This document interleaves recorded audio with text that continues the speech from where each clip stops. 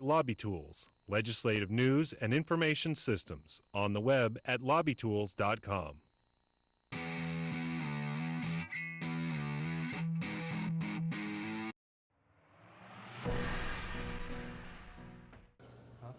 With their mouths taped shut, these students from FAMU and FSU marched silently through the halls of the state capitol. Their message to the governor: give us a spot on the newly formed Stand Your Ground task force.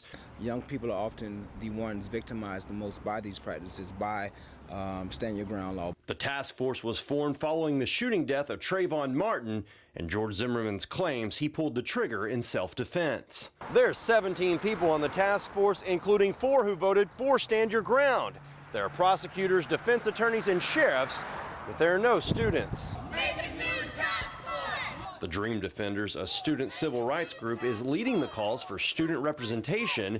The group would also like to see racial profiling addressed. Rick Scott has failed to make this task force about systematic racism and says public safety, and we feel like as the Dream Defenders there are more things that we can get covered in this task force. Scott says his group is racially and professionally diverse. He picked Lieutenant Governor Jennifer Carroll to lead the investigation and named the pastor of a black church vice chair. We have tapped a diverse and qualified group to carefully review our laws and our policies. The task force will hold its first meeting in May, and public testimony will be allowed throughout the process.